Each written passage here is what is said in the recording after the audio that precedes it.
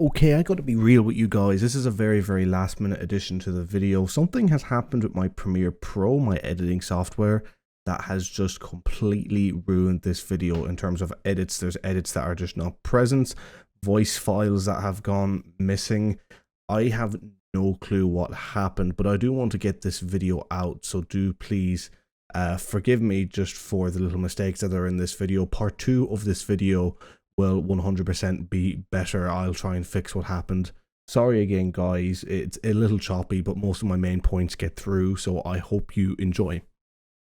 What's going on, everyone? My name is Zeppelin and welcome back to the channel, and today I am bringing you something that is quite different, and that is why I'm wearing these glasses today, because I've got to have a bit of a nerdy feel on today, because today we are doing a ranking from worst to best of all the Doctor Who seasons. New Who, just to appease the nerds, you know. If I say all Doctor Who, they'll be like, why haven't I done all of them since the 60s? Now, I haven't watched them because I'm young, alright? Leave me alone. But Doctor Who is a show that I've been watching avidly since about season 2. I watched it all growing up, and even while the show was going through a lot of dips, I would still consider myself to be a fan of the show. But I do have a lot of critiques of the show, and I thought it would be very interesting to talk about them today with you guys. Before we get into the video though, can you please make sure to leave a like of the video, make sure to subscribe to the channel if you are interested, and also have a look at my channel for a video to do with The Last of Us. It is a video that I spent months and months working on, that I put out just over a month ago by the time this releases, and it's something that I'm very proud of, and I would really appreciate it if you would take a look at it if you get the chance. And also let me know with this tier list or just worst to best list what you think of my opinions, whether you agree, disagree, whatever. Make sure to let me know down in the comments below. Also, if you're wondering why I'm a little bit out of breath when I'm talking, or if my voice sounds a little bit weird, I'm on the mend from COVID and my lung capacity's gone down a bit, so I do find myself catching my breath quite a bit, so I do apologize. I may cut them, I may not. I'll see you in the edit. Okay, so I have zero idea as to what has happened here, but for some reason a part of my footage has just gone completely missing. I have no idea how it happened, no idea why, but I don't think I left out too much. I'm just going to insert here quickly what the basics of what I said. I pretty much just said that let's get right into the video with the worst season or something like that, and we get on to season 13, as you can see on, or season 11, sorry, as you can see on this title. And I just say that the transfer over to Jodie Whittaker and Chris Chibnall's era was always going to be a tough one, so that it's going to pick up at a very random point, but just know that's the narrative I was on about. Sorry that this part of the video is gone. I have zero clue what happened, but I will try to make sure it doesn't happen again. Bye bye. Was always going to be a rough and weird start for Chris Chibnall and Jodie Whittaker when they both stepped in to take control of the TARDIS. That was definitely a new era of Doctor Who beginning after Stephen Moffat leaving was essentially the last of the original crew that started New Who. It was just going to be very strange. It was never going to appease everybody, and by the looks of this season they appeased nobody.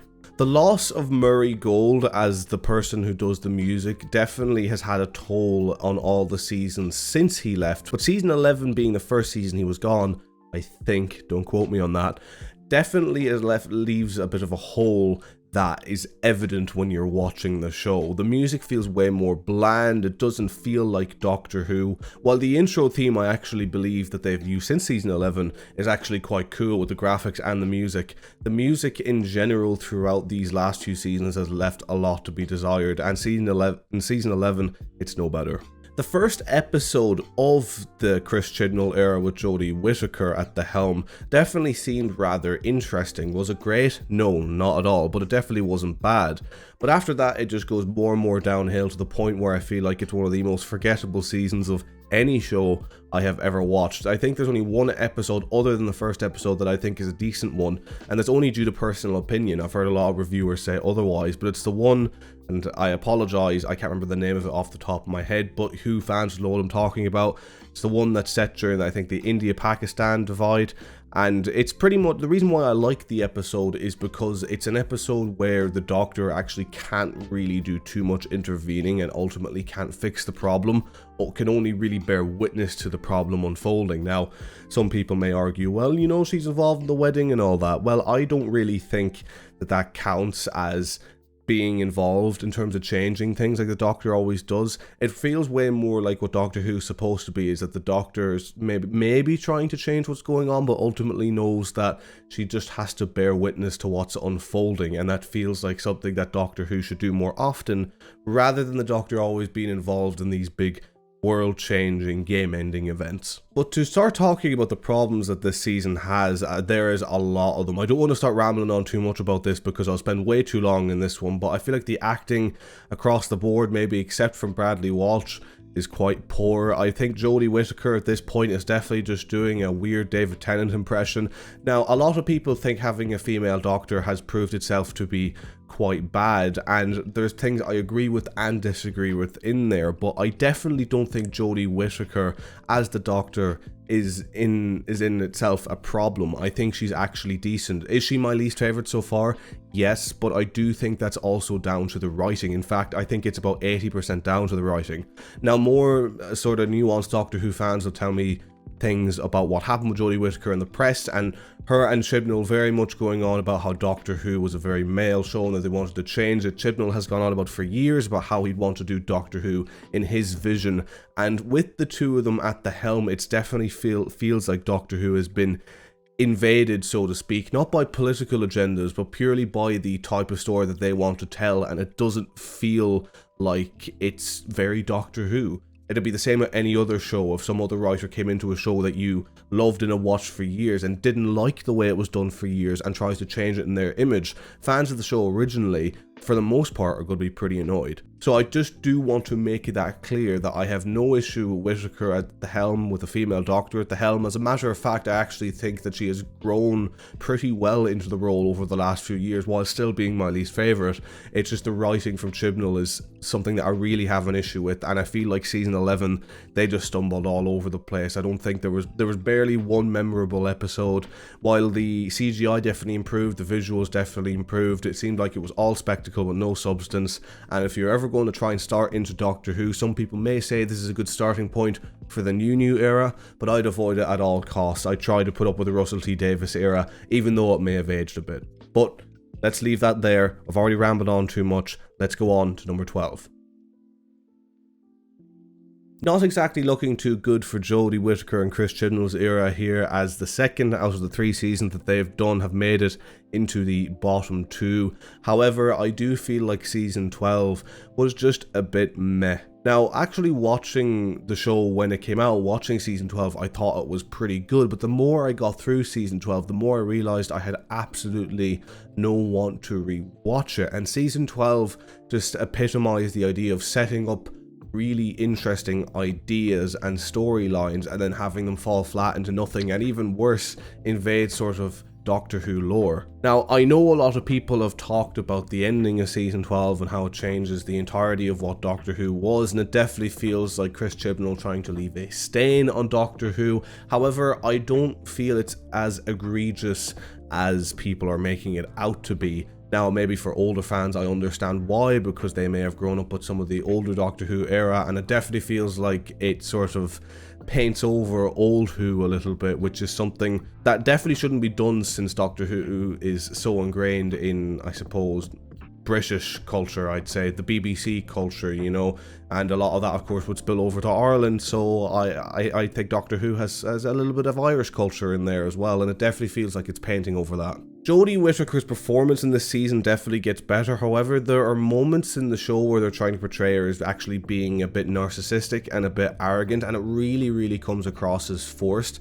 She does a decent job of trying to put everybody down, but it comes across as bratty more so than godlike, which again makes it feel very like she's trying to do a Tennant impression, which I will say again, I think is Chibnall's choice, not hers, so I'm not blaming Jodie Whittaker. I quite like Jodie Whittaker as an actress, but it really feels like they're trying to do a David Tennant where he's really happy most of the time, but when things aren't going his way, you can really see there's an angry, vengeful, almost godlike alien in there. There's a real Time Lord who is convinced he's great, a certain vanity. And I think when Jodie Whittaker tries to do that, it just doesn't quite pull off, mainly because it comes out of nowhere. In fact, in the very last episode of season 12, she actually literally asks someone a question, and then when they start to answer it, she just goes, yeah, I don't want to hear your life story. Like, it's just bratty. It doesn't come across as someone who is just maybe a little bit of a hard to hate bad guy type of thing. Like, they even tried that in season 8 with Peter Capaldi, where he's a bit unlikable, and that pulled off way better than it did with Jodie Whittaker. It just felt silly. However, the reason why I feel like this season places above season 11 is because there are some good episodes. The first 2 episodes are pretty good, with the introduction of the Master, who I feel like is played by the guy, I apologise, I can't remember his name off the top of my head. He's played very well. I feel like in general the show is the season, should I say, just has some good episodes sprinkled throughout with very interesting ideas, especially the penultimate episode and the whole idea of the lone Cyberman. But this still does place low on my overall list of Doctor Who seasons, just because I think the quality is a bit higher in other seasons. Without further ado, let's get on to number 11. I'm placing season 8 at number 11 purely because for the life of me I could barely tell you a single episode from season 8. As a matter of fact, I don't think I actually can. I can't list one. The writing in season 8 definitely feels lackluster, and Peter Capaldi's introduction, while he's an amazing actor and played as an amazing Doctor, it felt like the writing just really wasn't there for him, and it feels like after that, while I like his later seasons way more than season 8, it feels like they changed what that Doctor was trying to be. They turned him from a grumpy old man into a cool, hip, with it type of old man who is a bit mental and who's almost trying to impersonate the younger Doctors, which, while I actually enjoyed how they done it, it really didn't feel like the Doctor we were promised when Peter Capaldi originally came in. But I don't feel like they wrote the grumpiness for him well at all. I feel like the chemistry with him and Clara was actually better than I thought it would be going in, but definitely still didn't really feel like it worked. And I just think the episodes were largely forgettable, and I honestly don't have much more to say about it. It's just a forgettable season for me. I know a lot of Doctor Who fans would actually place it rather higher and place it as his best, but I just feel like for the memorability of the episodes, it's just nothing for me. I don't find it interesting at all. Let's move on to number 10. Now, this is the part I may come back and edit, but I'm pretty confident of where I've placed season 13 here at number 10. And the reason for that is because I actually think it's been alright. Watching through the season, I'm seeing a lot of influences from Chibnall's style of writing with Broadchurch, and that it's a singular story over a shorter amount of episodes where it sets up a big narrative and it's sort of a mystery they're trying to unfold. And as I actually recently just watched Broadchurch, I finished it about a month ago, I really enjoyed that show, and I'm definitely seeing similarities come over here to season 13 of Doctor Who. I feel like it's Jodie Whittaker's best yet by far in terms of performance. I think the CGI is decent. The pacing is still off big time in certain parts of the episodes, but it definitely feels like they've found a middle ground between purely trying to do fan service and then changing into this new Who era, although I am worried about how it's going to work with Russell T Davies now coming into the helm. Kind of what are the pieces he's going to have to pick up, or is he simply just going to continue on with what Chibnall was going to do? And with that, I'm worried because I don't like Chibnall's direction with Doctor Who whatsoever. But I must admit, so far this season, I am really enjoying it. I think it's an intriguing mystery. I think there's only 1 or 2 bad episodes. Granted, there's only about 6 episodes this season, and there's only 5 that have been out so far. So if only 1 or 2 are bad, that's still a decent majority, or a decent minority, should I say. But I am really enjoying the season, and unless the ending or the last episode completely tanks in terms of my expectations, I don't see this dropping any lower. However, I don't really see it getting any higher as well, because as we get past number 10 now, we come into seasons where I start to enjoy it. So while it may seem harsh that it's so far down on the list, if you enjoy Whittaker's era, as this is all of Whittaker's era that I've mentioned now, I hold the rest of the show to quite a high standard. But anyway, let's move on to number 9. As we move into number 9 now, and we talk about season 9, which was the second season of Peter Capaldi's era, we're getting into territory now where there's some episodes that I really like, and then the rest I just don't really care for whatsoever, and season 9 is full of those. They definitely changed how the Doctor sort of operates in this season in terms of his personality, and while I didn't like that, I feel like it suited the writing style that Moffat wanted to do better. So the writing in episodes was was better because of it, even though I wasn't as big of a fan of the style. There are a couple of absolute gems in this season. I can't remember the names of the episodes again, I'm terrible, so please forgive me for that, but there's one where they're in the underwater base. I think it's a two-parter where there's ghosts coming after people. I think that was a great episode with great intrigue. Heaven Sent is one of the all-times best Doctor Who episodes ever, with Peter Capaldi completely carrying it. I don't think any other Doctor, even Tennant, could have pulled off that episode the way Capaldi done it. It was genius writing, and it's honestly the best writing Moffat has had on a singular episode, at least, since he was writing certain episodes under Russell T Davies back in the day. It is an absolute phenomenal episode. A lot of people like the episode that comes after it and Hellbent, but I actually think that kind of takes away from it a little bit. I feel like it just drags things on a little bit more than it should, and I just try to pretend that episode doesn't really exist. I really like Heaven Sent. I really like a couple of the episodes that are placed throughout season 9. There's a lot of parts of season 9 I don't like the character Me, for example. Even though it was cool having that actress in, she seems like a really likable actress, I really didn't like her role within the Doctor Who world, and it felt like she was really being forced in there as the sort of special guest throughout the season, and I just wasn't a fan whatsoever. So while this season has a lot of things I don't like, this is where the show is beginning to show things that I really do like, so that is why it's beginning to play, it's placing, should I say, mid-tier in the list. But now let's move on to number 8. I was actually surprised making this list that season 7 didn't go lower for me, because I really don't have fond memories of season 7. Now, a lot of people may find that quite controversial. I know a lot of people are quite big fans of season 7, but I really just don't like it. So this is the first season in the list that is of the Matt Smith era, and Matt Smith again is someone who definitely grew into the role of the Doctor over time. However, I really did not like the second half of season 7. The first half of season 7 was pretty good for me. There's only 1 or 2 episodes that I feel are quite bad, the worst of them being one that Chris Chibnall wrote. We seeing a running theme here, but it's just after Amy and Rory left, spoiler alert by the way, that I just feel like the season really went downhill. I did not really like the episodes of Clara in them, and by the way, this isn't a critique of Clara. A lot of people really hate Clara, and I'm not actually one of those people. It just, again, I didn't particularly like the writing that they gave her at times, or the chemistry on screen, or just simply the narrative of the episodes taking place at times. I do feel like she was quite likable. I liked Rings of Akaten. I liked her kind of sparsely showing up in, I think, the Asylum of the Daleks, is where she showed up. And yeah, there are things about this season and about the characters that I definitely do like, and in terms of acting, it is probably Matt Smith's best performance as the Doctor, as it all ties into the 50th anniversary season 7, which was absolutely brilliant, and then the kind of the time of the Doctor, the ending, of course, where he regenerated. I thought that was quite an interesting episode, to say the least, albeit not the best, but he definitely feels like he carries it performance wise in here, and it definitely feels like the weaker of the seasons.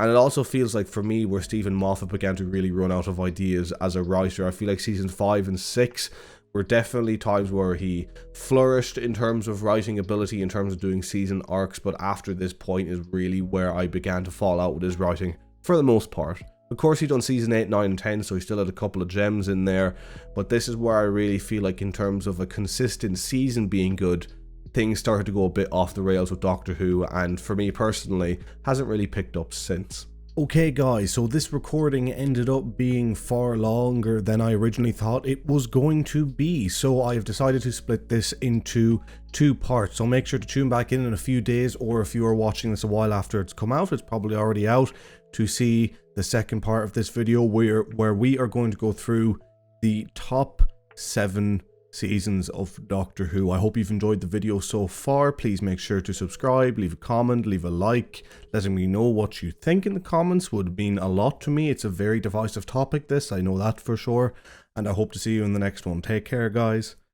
Peace.